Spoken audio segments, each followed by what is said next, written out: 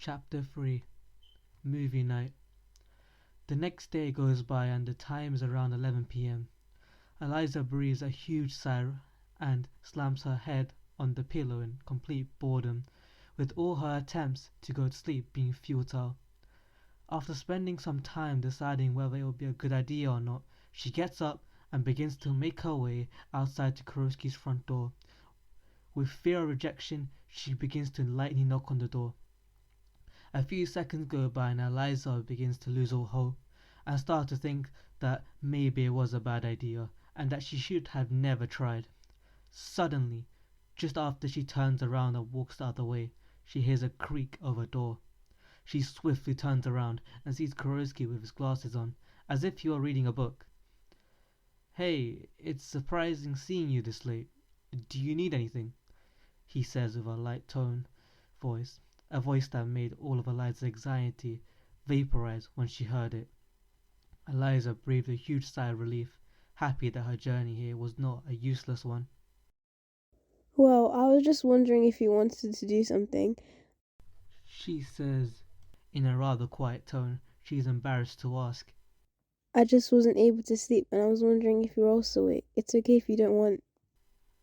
"Sure, why not? I'm not doing anything else better right now," he replies.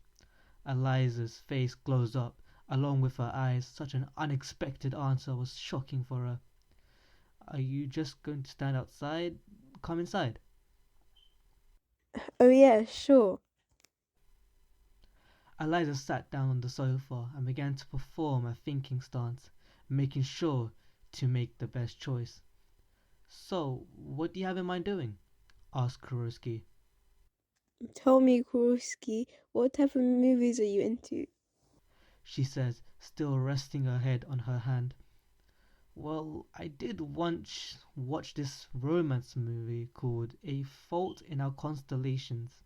It wasn't the best movie I watched, but it was decent." I know exactly what to do then.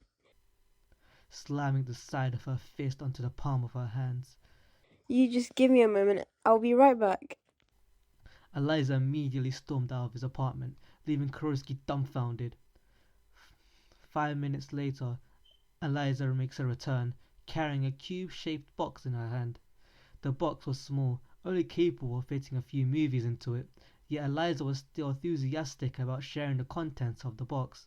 This box contains some movies I bought back in England, but I never actually got to watch. She said, struggling to hide her excitement. Go on, pick any movie in this box. Kuroski dips his hand into the box, grabbing the first thing he will make contact with. He looks at the cover for a moment, disapproving of the movie genre. He immediately drops the movie back into the box, doing a redraw. Once he grabs the next movie, it hits him. He realized all the movies in the box were the same genre. "Are these all rom-com movies?" Maybe. Eliza answers with a smirk. Kuroski takes a breather and lets her sigh. "Well, if they're all the same genre, let's go with this one." He takes the CD out of the box and puts it into his game station. The two prepare snacks and get comfortable on the sofa, sitting beside each other and hitting play on the menu. 30 minutes pass and Kuroski is half asleep. At any moment he will fall asleep and he will not be able to do anything, while Eliza was energetic as ever, watching the movie with enthusiasm. Kuroski eventually fails to maintain his stability of him remaining awake, and collapses onto one of his sides, falling right into Eliza's lap. Eliza was completely flustered, tries to slowly scoot over and put a pillow under his head. After moving in extensive care, she got him off her lap and swiftly slid a pillow before his head landed on the sofa. In search of a blanket, she ran into Kuroski's bedroom, grabbed his bedsheet and laid it on him. After a bit of thought, she decided to stay at the apartment as she wouldn't be able to lock the door as she left. Eliza goes sit on the floor and continues to watch. A short while passes and it doesn't take long for her to fully pass out on the floor. "How could you fail such a simple test?" "I'm sorry." "You think a sorry will fix this result?" "I'm sorry." How about you come close and say that to me? They take a few steps forward, only realizing something was thrown his way. He realized once it was too late. Kurosky jumps up with sweaty palms and in complete shock, only realized it was a dream a few seconds later. After inspecting the environment around him, he notices a blanket on him and Eliza lying on the floor. After coming to his senses, he attempts to carefully get up from the sofa, trying not to step on Eliza in the process. As he stands there glaring down at Eliza, he begins to think about his options and he realizes he doesn't have many. He proceeds to pick up Eliza, putting his arms around her legs and the other on her back, and then lifting her. He lies her down on the sofa, gets her a spare blanket and covers it over her. He looks back to check his clock and realizes he has been asleep for multiple hours. Grabbing his blanket, he goes to his bedroom and goes to sleep.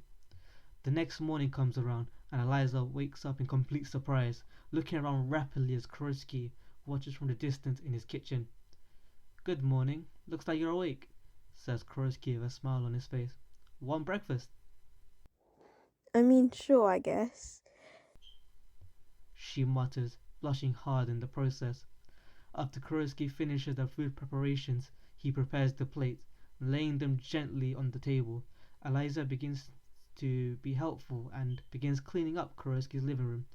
After Kurosky completes preparing the food, he calls over to Eliza to come to the table. The two sit on the opposite side of each other, face to face, as they begin eating. This is amazing as usual. Eliza says in her usual happy voice, as if nothing has ever happened. Kurosky thanks her with an unusual smile. Eventually, Eliza finishes eating. I'm going to pack my things and go back home, says Eliza. She quickly picks up the belongings she needs, thanking Kurosky for the food and dashes out the apartment. The moment Eliza enters her own apartment, she slams her front door shut, rushes to her bedroom and collapses into her bed with a shriek about what just happened. Tell me, Kurosky. Oh, but I don't know how to say this. Tell me, Kurosky. This is as This is as. This is as amazing. I can't say. This is as amazing. I don't think I'm called for this. This is as amazing. Ugh. This is as amazing. This is